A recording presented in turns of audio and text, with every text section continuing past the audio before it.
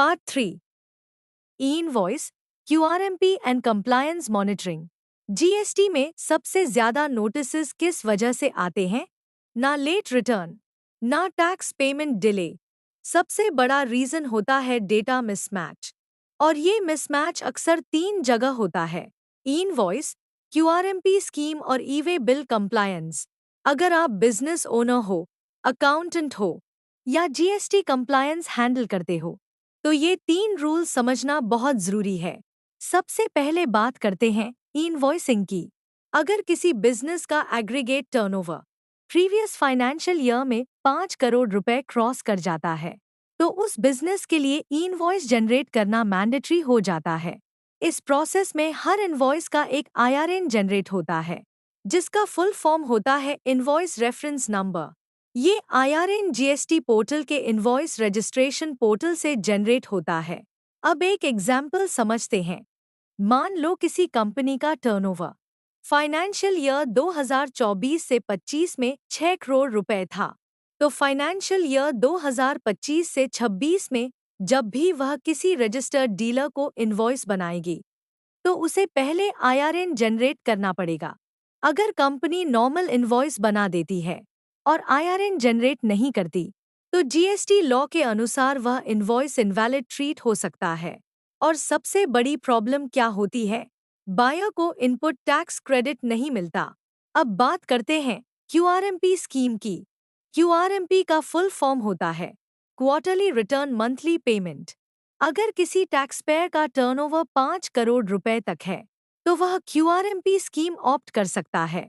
इस स्कीम में GSTR 1 quarterly file होता है, जीएसटीआर 3B भी क्वार्टरली फाइल होता है। लेकिन एक इम्पॉर्टेंट पॉइंट है, टैक्स पेमेंट हर मंथ करना पड़ता है। टैक्स पेमेंट के 2 मेथड्स अवेलेबल होते हैं। एक फिक्स्ड सम मेथड, जिसे 35% चालान मेथड भी कहते हैं। 2 सेल्फ असेसमेंट मेथड। अब एक एग्जाम्पल देखते हैं। मान लो एक ट्रेडर का टर्नओवर 2 करोड़ रुपए है। अगर वह क्यूआरएमपी स्कीम चूज करता है, तो उसे हर क्वार्टर सिर्फ 2 रिटर्न्स फाइल करने पड़ेंगे, जीएसटीआर 1 और जीएसटीआर 3B।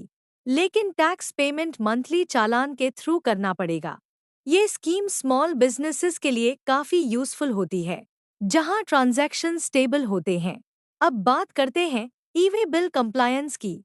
अगर गुड्स की वैल्यू 50,000 रुपए से ज्यादा है, तो गुड्स मूवमेंट के लिए ई-वे बिल जनरेट करना मैंडेटरी होता है। ये रूल सिर्फ सेल्स पर ही अप्लाई नहीं होता, कभी कभी ब्रांच ट्रांसफर या स्टॉक ट्रांसफर पर भी अप्लाई हो सकता है। एग्जाम्पल समझते हैं।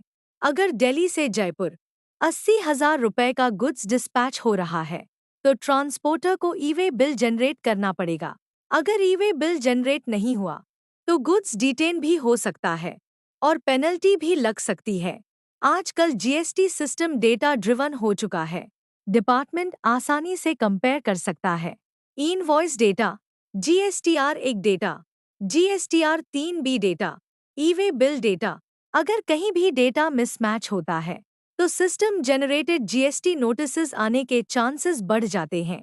इसलिए जीएसटी कंप्लायंस में ऑटोमेशन, रेकन्सिलिएशन और प्रॉपर मॉनिटरिंग बहुत इंपॉर्टेंट हो गया है। अगर आप जीएसटी कंप्लायंस हैंडल करते हो या बिजनेस ओनर हो, तो वीडियो लाइक करो, अपने सीए या जीएसटी फ्रेंड के साथ शेयर करो और टैक्स अवेयरनेस और रेगुलर अपडेट्स के लिए चैनल सब्सक्राइब जरूर करो।